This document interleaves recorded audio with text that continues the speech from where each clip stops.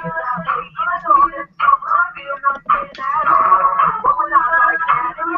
it's Wednesday, everybody. And live from Milwaukee, Wisconsin, it's PA Alum Live. It's Raul. It's me. Get with it. And that's Ages and Ages with Light Goes Out, their latest release. Diversionary. I always like to throw the new hits when we start the show. And I don't usually bring them at the top, but I feel compelled to bring them at the top of our episode. Welcome, Public Allies Online. Those of you who watch every week, you get the deal. We're going to tell you about the newest things in the alum network, but also feature some of our coolest alums. And so just in a bit, we're going to bring our alums who are doing some awesome work around social entrepreneurship this summer with us. Gino Pastori-Ng, as well as Rysheema Dixon, and hopefully Tulbert will be joining us soon. But before we get to that, I got to bring on my fellow, you love him, you know him, it's Raul Vasquez, Director of Marketing Communications at Public Allies. What's up, Raul? Hey, Mac, how you doing? Awesome, awesome. I brought you at the top of the call because usually we have you come in the middle. You will come in the middle, but I want to acknowledge something special for you today. What's special about today for you? This is a World Cup special edition, and Argentina's playing Holland in a couple hours. That's a pretty big game.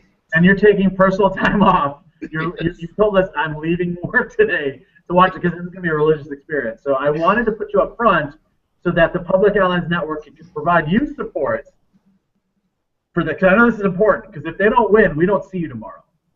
I'm going to be. We don't see you tomorrow. If they don't win, we don't see you tomorrow. So pretty much what we're saying. This is the last time we're going to see Raul. Am I correct, Raul? I could be rioting in the streets later today if things don't go well. Either way, Raul, just want to, he's been a big help. And Raul, you'll be checking the Twitter feeds today as well. PALM Live. That's right. Before we get to our guests, we do this every week. We have an update. We ask our network a question, and now we're going to just take a couple brief moments to shout out to our network. We asked them, who is name your favorite disruptor and change maker, game changer, or innovator? And so the first one today that we saw was from Ashley. Said that for her it was Andrew Slack of the HPA Alliance, which I learned is the Harry Potter Alliance, which I believe mobilizes young people around the myth of Harry Potter. So that was hers. That was kind of cool to hear that. We also heard from Dan Condon, fan favorite Dan Condon, one of our favorite alums, but Howard Fuller for putting kids first. Howard Fuller, an educational equity leader, also Milwaukee-based gentleman leader. So thanks for Dan for sharing who was a disruptor for him. We also heard from Frank Alvarez, Los Angeles, checking in. Frank references Tupac, connected social justice and thug life, helping young men in color find a place in the movement. Welcome back, Frank. Thanks for checking in. Old school, if you will, 2000s, I think, Public Allies. So welcome back, Frank. Great to hear you. And we had one more person I wanted to shout out, Michael Dunn, another Eagle rocker. He had Elon Musk, I believe of Tesla, John Kuhn, and Simon Sinek, who I think I've done TED Talks. He says that they're doing amazing work. They are disruptors. So that's who came to mind for him. And so every week throughout the Twitterverse, we ask our alum to check in, share their favorite disruptor game changer. Because today, we've got some disruptors that are going to talk with us. So that's the theme. That's why we picked that one. And Raul, who do you got? Who do you got as your favorite?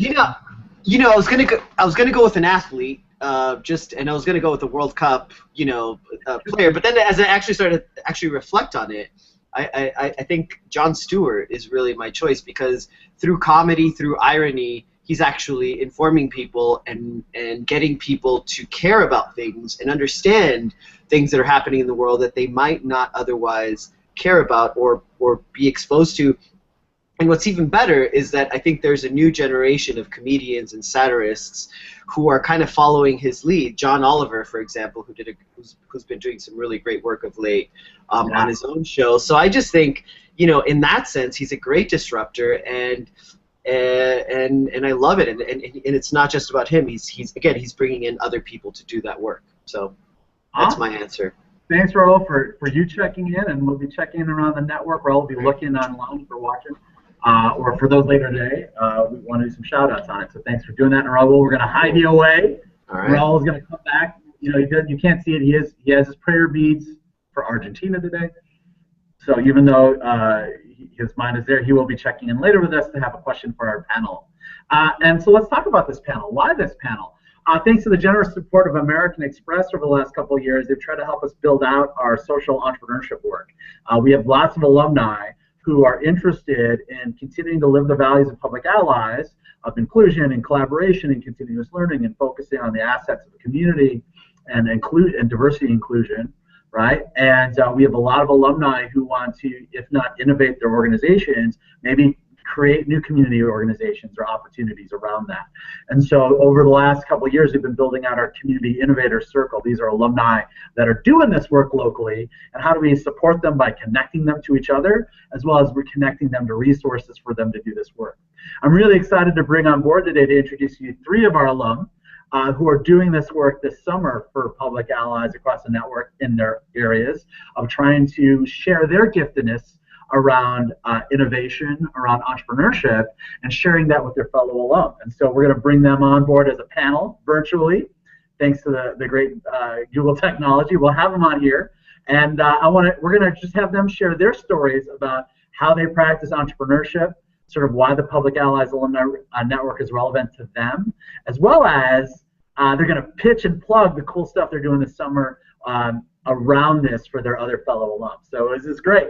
I think the first time we really had a panel. So we're always making history, just like Brazil made history yesterday in the wrong way. We're going to make it in the right way today by having these folks come on board. So I'm going to introduce them one at a time. And so our first panelist that's going to come on board, she's an alum from Public Allies Delaware from the class of 2010 and 2011. So nice. She did the apprenticeship twice, and she's the CEO of RDI Planning, and she's championing our work in Delaware. And so I'd like to welcome real quickly Rysheema Dixon. Rysheema, welcome.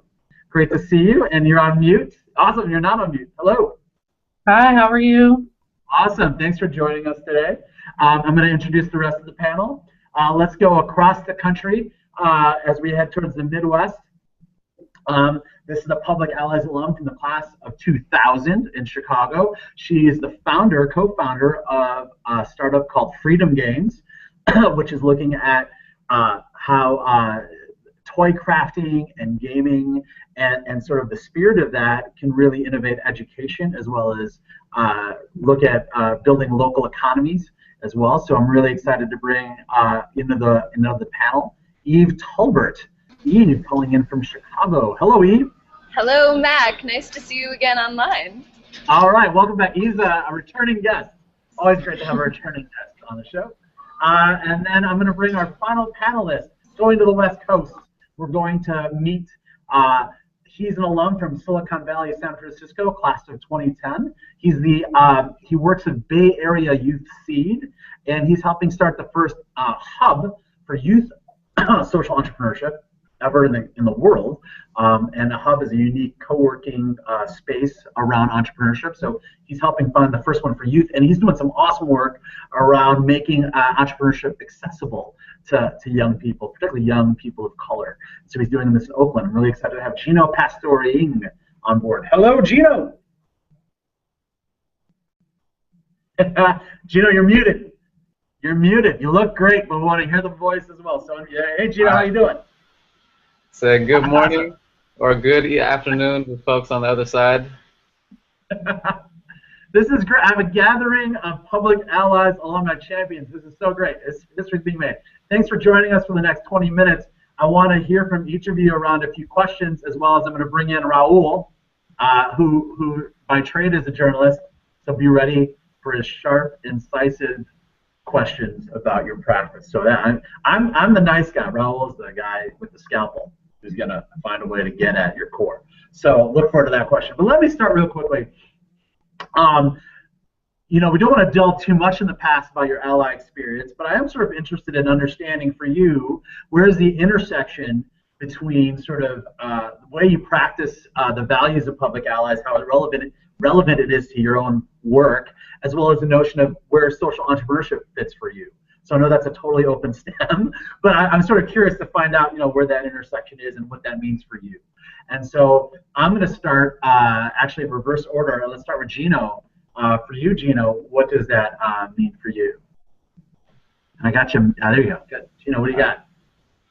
Well, for me, social entrepreneurship is basically the vehicle to achieve all the change that we dreamed about when I was in Public Allies. I've spent probably a decade in the nonprofit sector and feel like that's not really getting to where we need to go. And social entrepreneurship is kind of the bridge between the nonprofit world and the business world to make more sustainable solutions.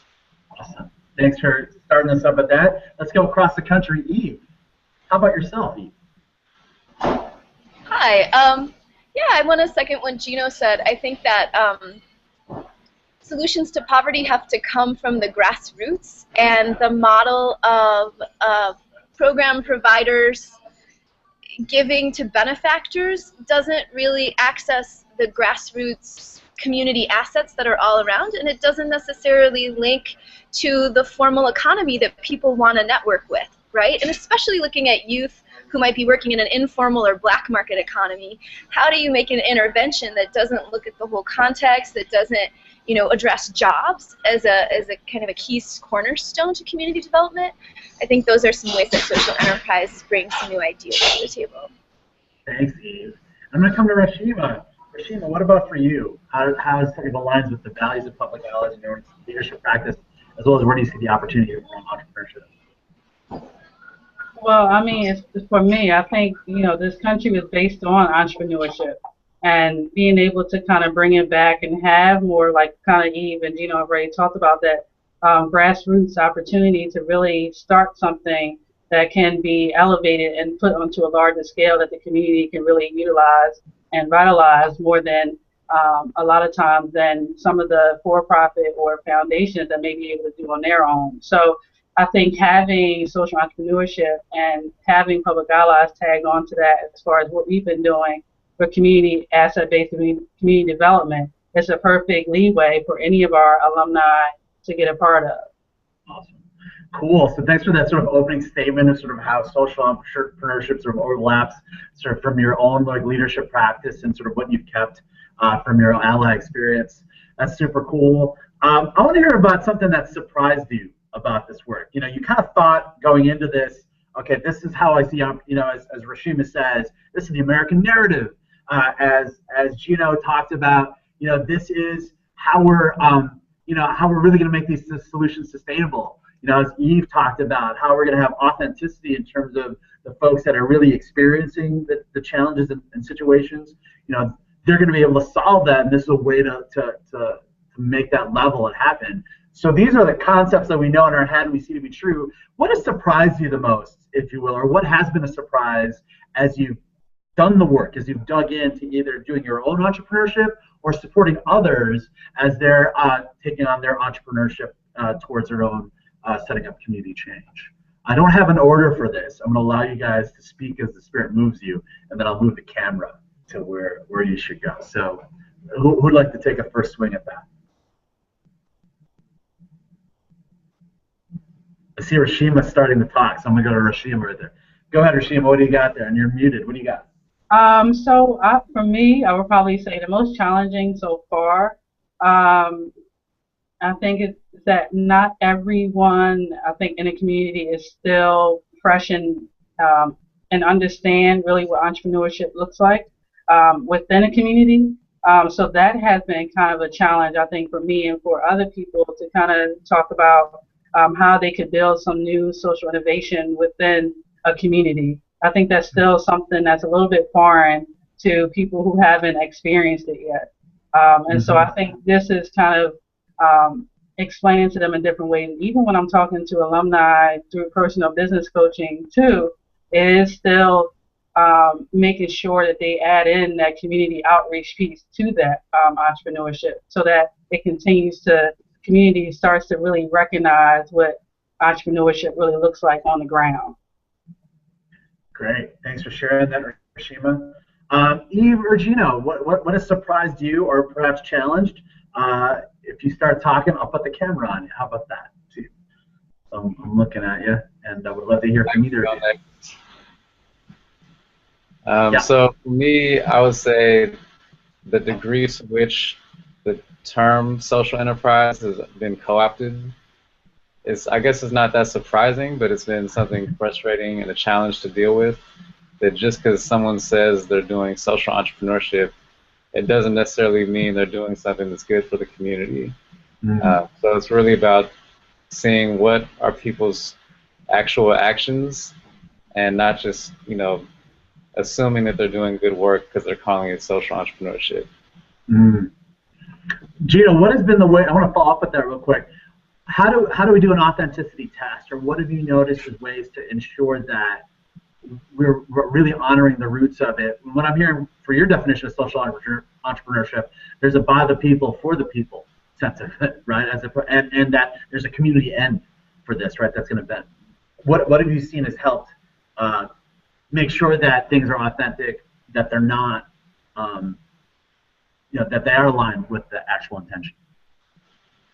Well, I don't know if there's a test, but my own personal test, I guess, to bring it back to public allies, is the asset-based community development, kind of like Eve was talking about. Are these social enterprises actually working with the assets in the community and empowering people to create their own wealth, or are they just another tool for exploitation? Great. Thanks, Gino. And I want to turn it to Eve, transition to Eve. Eve, what's your take on what surprised you about this, or what is maybe challenged?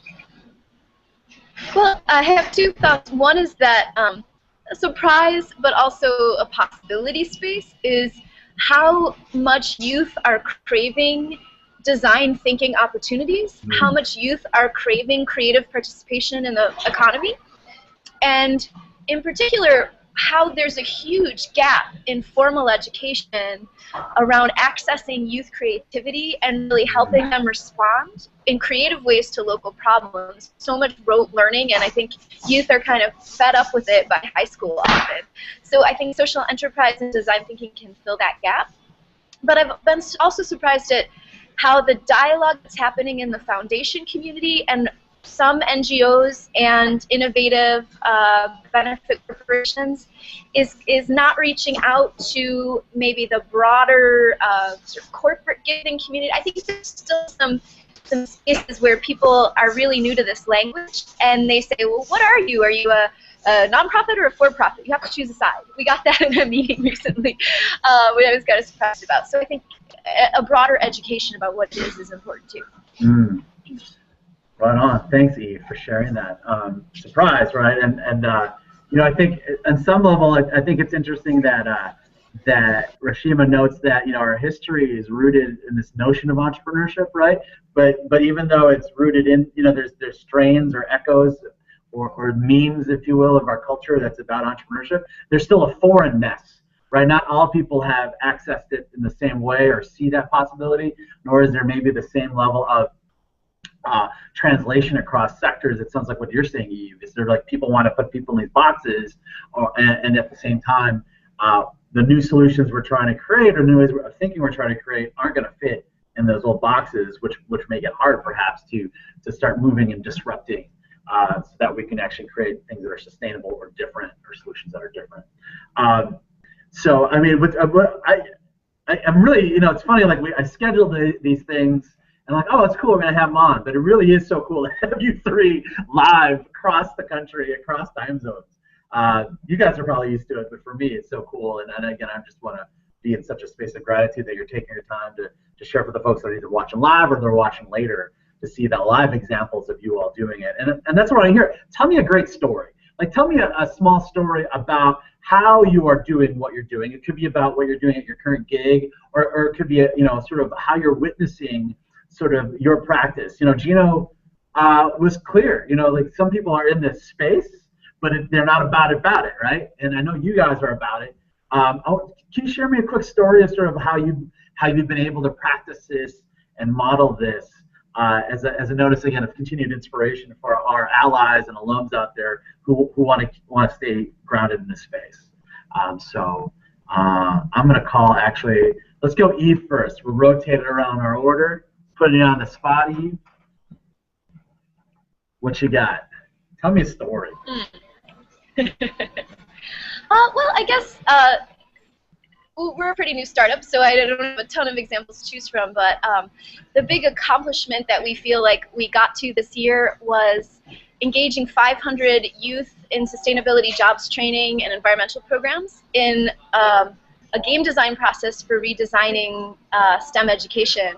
And that initial design work that they did not only opened up some new ideas and possibilities about what it is to do design, but we were able to expand our team through an innovation competition series, and now we're taking the design that was initiated by youth to a meeting with Mayor Emanuel because we won a citywide competition. And we were able to sort of beat the competition because we were really grounded in what youth said about the way that they wanted to redesign education. And I think that that's an approach that hasn't been really tried that much in education reform. In some projects, yes, but versus instead of starting with policy advocacy approach, starting with a design approach and seeing where that leads, it creates the possibility for a very creative framework and solutions versus trying to fix what's already broken. So that's my exciting story.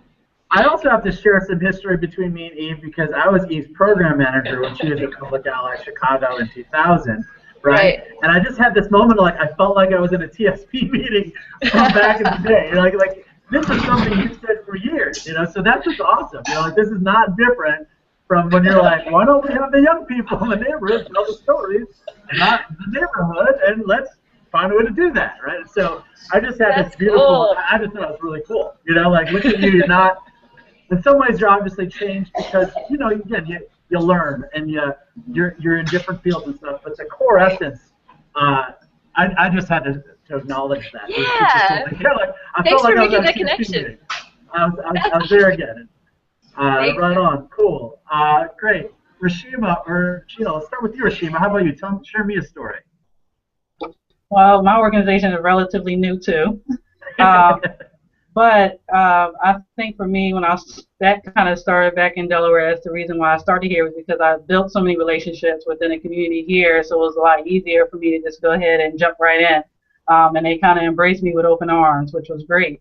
I think for me, which has been great, is that alumni and even current allies have really taken a hold of this concept more so. Even organizations. I don't know how many times now I go to a meeting and they're talking about how do we engage the community. And it's kind of like those things that you feel like, well, people should know this stuff kind of already, that you know you should be having the community participate in anything that goes on within it. But even I've been able to be in a lot of those conversations lately with the networks and coalitions and different boards and things and youth who are trying to get their voices out and to changing, because Wilmington right now kind of has a bad rep as far as the violence that's been going on. So us trying to really work together with those different individuals within that community has been, I think, a huge plus, I think, for my organization in general, just because I've been able to kind of tap a little bit of every resource. So everybody sees me in some kind of capacity all over Wilmington. So I even had a lady this morning, I went to a grand opening of a groundbreaking and for a community garden in Northeast Wilmington. And she was like, I've seen you somewhere. And I said, I'm sure you have. I'm a little bit everywhere.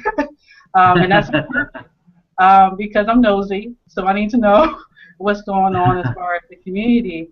And I kind of have that same aspect. I want to make sure that you're not taking advantage of the community when you're trying to come in and do some kind of programming or business and those kind of things, because I think it has been, people have been exposing them to different things, especially research, so much over and over that they get tired. And, you know, and I tell people all the time, I said, people are going to start messing up your data because they're tired of you coming in, doing what you need to do, and then leaving, and then they have no benefit. So I think now people are really starting to really jump on board, which has been great, and I've been able to be a part of those conversations. So R&D has been doing really good so far. So keep it going and get some more alumni in Delaware on board to keep it moving. Awesome. Awesome. Thanks. Gino, how about you, man? Tell me a story about sort of the work you're proud of or the work that you're seeing that it's happening. I guess my organization, Youth Seed, is relatively new as well, and the story I'll tell is kind of about the ongoing partnership we've had with Public Allies, which has been a key partner in our development. So we first started with doing a pilot program to support a group of young men in Oakland to create their own media production-based social enterprise over a year ago. And it was 4 young men who are all 20 years old.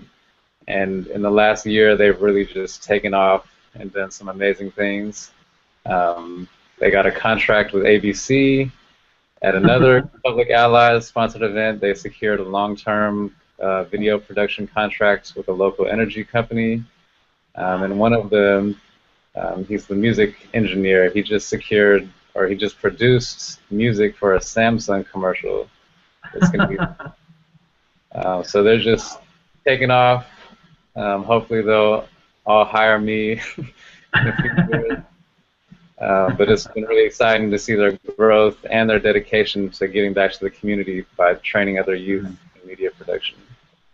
Wow. And so what you're saying is that we did this over last year, right? There was an Opportunity Youth grant, I believe, right, that you leveraged around that, and that's what helped birth that enterprise. Is that correct? Right. And then it's just been happening since then. Oh, so that's awesome. Thanks for sharing that. So cool to hear that story about how creating this platform for young people to do media has led to actual tangible gigs. We're mentioning big acronyms and multinational corporations they're tapping into. Pretty impressive. Cool stuff that it's still rooted in the community. Awesome. In about a minute, I'm going to ask you guys to talk about what you're excited about this summer, because y'all are doing some projects with us in terms of spreading it. But I warned you, Raul hates that I pump him up like this, but you know, Raul, you should be pumped up. My guy Raul, I'm bringing him in the broadcast because he's been watching, and I'm sure he's curious. So he often has a better question than I'm offering. So Raul, you've heard this stuff. What is the question you have for the panel? Yeah, first thank you all of you for joining the call. And I guess my question for all of you is something that I'm just personally very interested in, and you guys seem like the perfect people to ask. And it's when you're approaching social entrepreneurship from the ABCD approach, from that model where you want to engage community, you want to engage the assets, and then you also want to at some point work with the business community or corporations. I always wonder, you know, what is it? How does that model work in a perfect world? How is what businesses and corporations, is the best thing that they can provide, is it just money? Is it just to kind of keep their mouths shut and just hand out money? Or are there other kinds of partnerships that can happen between, you know, community groups, community organizations, and businesses? How do you guys, and I'm curious to see what your perspectives are, because I think that there is a debate about that. And just to kind of contextualize this question, one of the trends in philanthropy, in corporate philanthropy over the last 10, 15 years has been, you know, let's say Corporation X, yeah, they want to give money to certain nonprofit groups or community organizations, but there is a clear understanding that they also want to get something out of it, that they want to build a customer base, they want to build, you know, I don't know, something to help them. So that's kind of the context for the question that I just asked. I told you. So who wants to take this on, Rysheema, Eve, or Gino? I will invite you to just start talking. I'll put the camera on you. What do you got?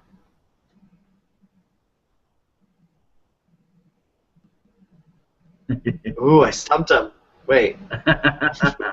You did that, our internet feed. Oh, here you go, Gino. Okay. There's Gino. So your question is, what should businesses be getting out of a partnership, basically? Or what does the perfect model look like when a community organization is working with the business community? and what is it that the business community or a corporation is actually giving? Is it just money, or is there more than that? Well, I'd say in the short term, it is money and opportunities, especially in my case, for like young people to engage with the business in a meaningful way. So young people are full of innovative ideas, and businesses could benefit tremendously from interacting with them. In the long term, like really, I'm drawn to social entrepreneurship coming from the nonprofit side and seeing how nonprofits need to be more sustainable. And the business community needs to head towards social enterprise because what they're doing is equally unsustainable and more destructive. So really, in the end, I don't think there'll be much distinction between nonprofits, businesses, or social enterprises. Like everything will have to be contributing something positive to the community and not exploiting it. So in the long term, I see, businesses shifting to all become social enterprises and not being able to exist if they're not providing benefit to the community. Thank you. Thanks, Gino. Rysheema or Eve, would you like to chime in? Or your take on sort of the ideal?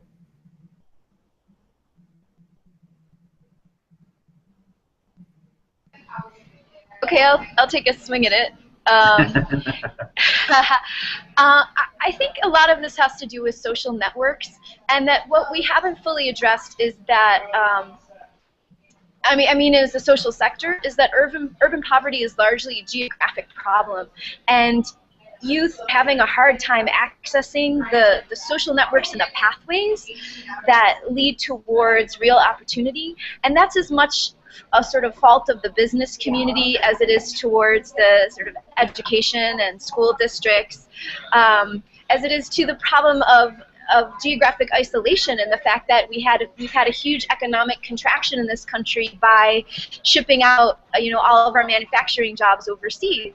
And we have to be able to look at scale and look at geography and really rethink the way that businesses are connecting to communities, because we have to correct a lot of really vital mistakes that have happened in the last 40 years of American economic development. I mean, businesses created communities. I come from Buffalo, New York, so this is really close to my heart. I come from a city with really high urban poverty. Businesses created communities around them, and then they pulled the stuff out, and they left communities there with no jobs. And that problem, for a lot of years we tried to address that through education, saying that raise their literacy and their math levels, and suddenly they'll have opportunity. We tried to address that through, a social sector, saying, oh, these great social programs will fix it all up. And those aren't, I'm getting really fired up. Those aren't working because the core of the problem is that communities created around economic opportunity, and then the economic opportunity got pulled out from under their feet. So, I love what Gino said about the future of business is that every company has to be accountable to the communities that it serves and provides social businesses. I think that that's totally right on. Sweet, thank you. Thanks, Eve. Rysheema, do you want to chime in? Don't want to leave you out? What's your take on this? So I think the most part is that even sometimes, I think even between nonprofits and businesses, I think they both don't really know how to invest in people. And that's kind of been my kind of biggest thing, especially with funders, more so or less. They want you to have results at a certain amount of time. Say I give you money for 3 years, and I need you to do X, Y, and Z. And if I don't deliver, then I will not fund you again for another block of time, or not again at all. So I think you can't really say how much time it'll take to make an actual impact. Now, I don't think people really realize what a collective or actual community impact really looks like. So it's hard for funders to really examine and say if someone is actually doing the work good or they're not. And a lot of times, some of the organizations that really think they're doing a really good job are really not producing, but they continue to get funded. So, and then smaller guys who are really doing the work on the ground and actually doing it are the ones who get skimmed on the cash. So it's kind of like, how can you bridge the two to make sure that they're both realizing that they need to invest Because there's, like I said, there's even nonprofits who think they're doing and that they are applying for grants that really they don't have the capacity to withhold, but they're taking it because the funding is there and because it's, you know, it's available. But do you really have the capacity to do that and really to make a community impact the way that it should be? So even between that, I think a lot of times what's been seen lately, I know here in Delaware, is that we start doing community benefits agreements. So any business that comes into any of our communities has to go through a contract with the community. So they can't start their business without doing that. So, and they also have to hire our minority contractors from that area and also residents in general as they start to build out their operations. So it's actually worked pretty well so far, but if we can have more of that on a grand scheme and actually making sure, I think the lack in the community benefits agreement too, though, is that the community has to make sure they keep abreast of what those companies are really doing. Because if they don't, they can't really say you violated our contract if they don't really know what to follow up on, what to make sure is right and from wrong. So they also, I think, need to be taught that too.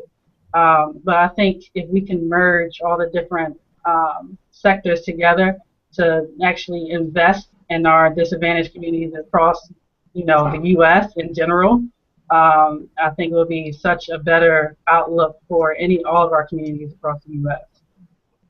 Sweet. Cool. So, Raul, hopefully I answered your question. Thanks for disrupting our conversation with that difficult question. It's really great. It's really great to hear. I think what's really fascinating to hear these answers is this notion of place. You know, it's sort of how Gino talked about sort of virtual place. What is the place of business and the place of not-for-profits, and that there's actually, it's got to be rooted in this sort of ultimately for social benefit, right? And which as long as we're rooted there, right, then that is the way we stay sustainable, and actually place is less relevant.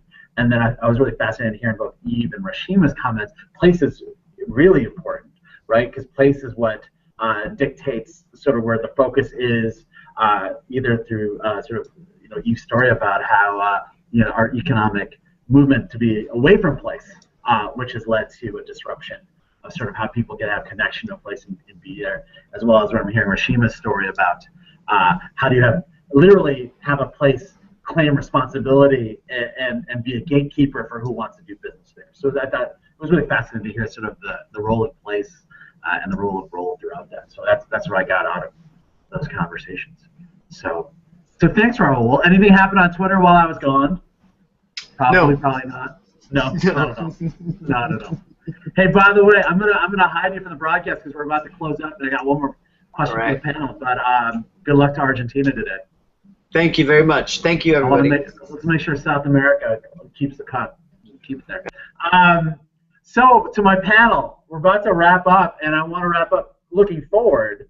So I want to hear about what's going to be happening this summer. So we're going to whip around and tell me about the exciting work you'll be doing with Public Allies alumni in your areas to keep advancing this work that you're doing. So I'm going to start on the West Coast, and we're going to work our way. Oh no, let's start on the East Coast and work our way westward. So Rysheema, tell us about what's happening this summer and fall with Public Allies in your area. So, so far this summer, I made the announcement and kind of had some activities rounded up for after the Public Allies this year, after their graduation. We kind of announced some things that were going on as far as activities. So, to gear up, I've been doing personal business coaching with about 5 alumni so far, as far as advancing their kind of business that they want to do as far as entrepreneurship. Or also what they've been trying to incorporate within their organization that they're currently with. So actually 4 of them are alum, and then the other one is a second-year ally this year. So we've been working with them, and then hopefully I'm planning to have 8 to 10 alumni who will be doing personal coaching, and then also 5 of them where the hopes that they will be applying for Echoing Green fellowships by January. And then also, we're planning to do this kind of huge launch as far as from August to January timeline to basically have video and tape and talk about the social innovation that our alumni are doing across the state of Delaware. So we're planning to go to each one of those areas within the city of Wilmington and the different counties, Newcastle County, Sussex, and Kent, and to see where our alumni are doing across the state that is related to community innovations. And then also broadcast that to everyone else to see if we can start kind of like a resource bank, per se, where we can match alumni with similar initiatives across the state of Delaware too, along with if there's anything that Gino and Eve have that are across the country as well that some of our alumni can get attached to. But hopefully we should have roundtables actually each month along with the videos in the different areas to talk about how we can best support and advance the work that our alumni are doing in this area. And then also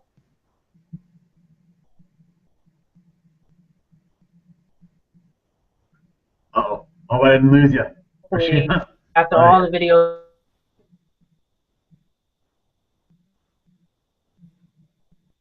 we're going to put a DVD and show it to our representatives that Public Allies are doing. Okay. Great. Well, Rysheema, I noticed that your internet, your connection kind of. All right, you're kind of locked up at the end, but I just want to make sure I heard you correctly. You're doing a personal coaching with about almost 10 allies and alumni this summer, which hopefully will translate into applicants to Echo and Green 2015, I believe, right? 2015, as well as we're doing some roundtables around town, and we're doing some other storytelling, video story sharing around how social innovation is present in Delaware by our Public Allies alumni. So it sounds like a really cool, ambitious way to share stories, to build connections around the theme of entrepreneurship and innovation. So that's awesome. Thanks, Rysheema, for plugging that. Let's actually keep moving across the country. What's that? And then hopefully, I was going to say, hopefully in December, we are planning to have a recognition event for all of the community innovators across Delaware as well. I love it. Well, we'll check back in on that, or I look forward to you hosting an episode of Public Allies Alumni, and then you can tell us how it's done. Let's move across the country. Let's go to Chicago. Eve, plug us. What's going on this summer? Sure. So we're doing an event series called Allies Plus Allies. What we recognized was that our alumni network was in a little bit of disarray. We don't have a good email list. All the emails are all over the place, and we hadn't really been having any kind of consistent face-to-faces. So we're doing an event series of 5, one a month, and we're going to do them at a really fun salsa dance club. So first we're going to have opportunities for networking and pitching new ideas, problem solving, a little bit of the energy of the workshops do as allies. We'll have people do self-reflection exercises and network. And then we will have a few speakers, Public Ally alum at each event. And over the course of the 5, we'll be exploring different topics leading up to a small grant competition. So we'll give people an opportunity to pitch a new idea over multiple workshops and then get a little bit of seed funding potentially, and through that identify folks that might be interested in applying for other grants. But one thing we recognize is that it's really hard to start up. It's really hard to take a little inkling of an idea and say, how am I going to get the resources and the networks in place to do this? So we wanted to kind of address that ecosystem of allies supporting each other a little bit more and connecting out to new resources and networks. Awesome. Awesome. Thanks for sharing that. I remember you shared with me one of your insights was around, it's one thing to ask for funding, right? And that's the relentless of this field. But really it's about friending, right? It's really about the network that you're building so that you can get to the point where it's even about funding. And so that's, I think that's what I'm hearing you talk about. It's like there's physical capital and then there's the social capital of all the relationships and people. So that's what you're really trying to build, and that's super cool. Awesome. Thanks for being our champion in Chicago. And let's go to the West Coast. Gino, tell us about what's happening this summer with the work around innovators you're doing. All right, so the event we're doing is called the Youth Seed Intensive, and it's basically a business plan boot camp for young aspiring social entrepreneurs. So we're actually starting this Saturday. It'll be July 12th and 19th, all-day workshops where participants will be basically creating a business model for a community benefiting project.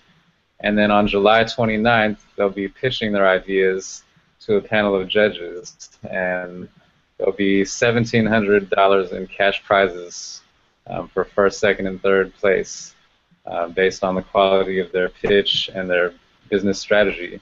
And really, this is all kind of a preview of the Youth Hub program that we're going to be launching this fall, where we'll have up to 20 young people going through a year-long process of creating business model strategies, as well as pursuing seed funding and mentorship while having access to the co-working space. Awesome. Awesome. Wow, this is great stuff. I'm really excited and proud to hope, we have you on here because we've thrown a little shekels, we've thrown some money your way to support this. And so we're so excited here at Public Allies National Office to support your work. Kind of like what Rysheema said, investing in people. I hope you see that we continue to invest in yous to continue championing this work. And thanks for being our champions in the field to loop other Public Allies alum and to do this. And so I'm really excited about. I can't wait.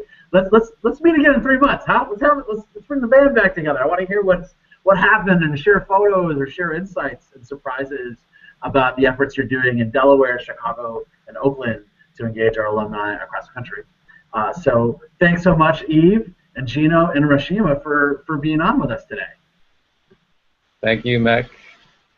Thank you. Awesome. We're about to wrap up, and so as we're wrapping up, I want to thank again our guests, Eve, Gino, and Rysheema, representing from Sea to Shine and Sea, our network, and for being a part of it. Thank you for watching at home, or if you're in the future, thanks for watching from the future and learning about this. We hope that we can keep widening the circle of alumni that are interested in being a part of this. So join us up at LinkedIn. These 3 folks are in our LinkedIn group, or reach out to me. I'll connect you to them. They're awesome people. And we want to keep building the circle of folks that are doing this work across the country.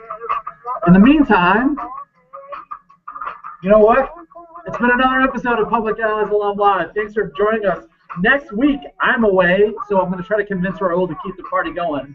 So stay tuned for that. In the meantime, keep looking out here every Wednesday, 12 o'clock, 1 o'clock Eastern. In the meantime, thanks for watching. This was live. Take care, everybody.